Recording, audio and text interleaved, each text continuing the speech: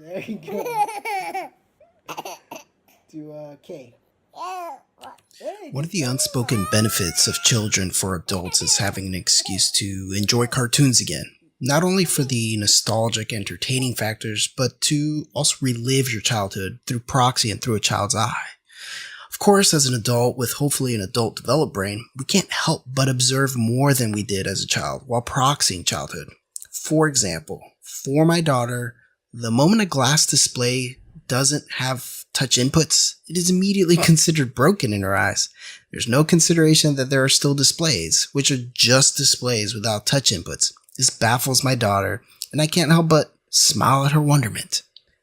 Now, as my, quote, fully developed adult brain, end quote, watches cartoons, I can't help but analyze past the slapstick humor.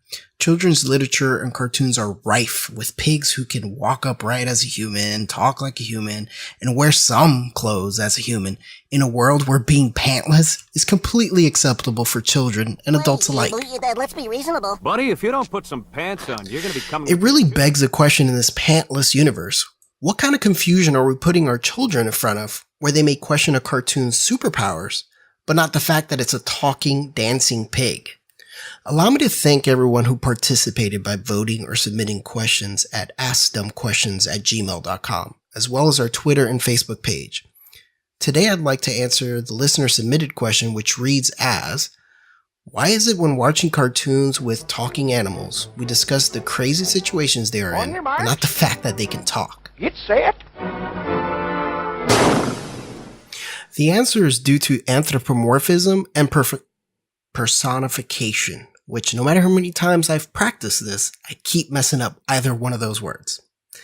When we take a non-human entity and anthropomorphize it, ascribing human form or attributes, we're essentially rendering it worthy of morality and care, as well as making it responsible for its own actions, both in reward or punishment.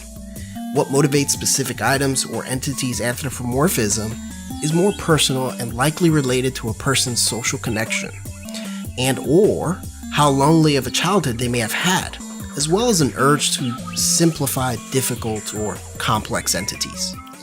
This is the same reason we were horrified to hear when Tilikum killed a trainer at SeaWorld. Witnesses say Tilikum jumped out of the water, making it the third death related directly to the orca whale Tilikum, and you'll think to yourself, oh my god, why would such a kind, gentle giant do such a thing?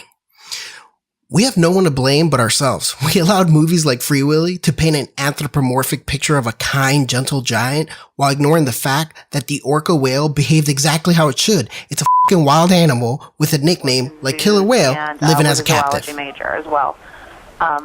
So from witnessing this Dine with Shamu experience, there was nothing observable out of the ordinary during the dining experience. Really? Nothing out of the ordinary? Am I missing something? Are whales normally in glass pools in the wild? I'm really starting to question my elementary education now.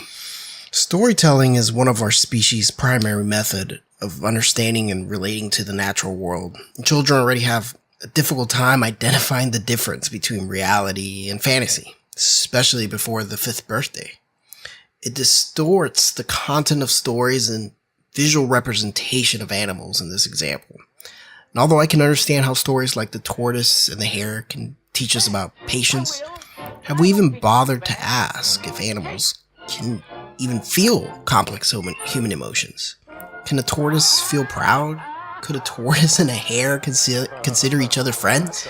I'm not trying to come off as a prude parent, but I'm urging to think past the common moral of the story and teach young ones to think critically about complex feelings and emotions like proudness, friendship, and jealousy. So does that mean I'll be trashing my kids' beloved books, movies, and TV shows? Of course not. I'm not a monster. Maybe I'll make 2 shelves.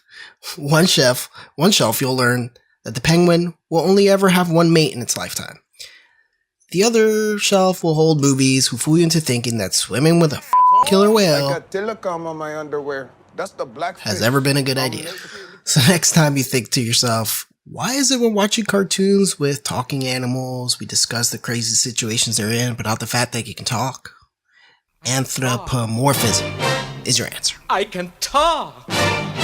I can actually, factually talk. And now that you know anthropomorphism, think back and let us know some of the more ridiculous ones you've done yourself. Leave a comment down below, but males with small egos need not apply. Follow us on Facebook and Twitter, and remember, there's no such thing as a dumb question. I can talk, I can talk, I can talk.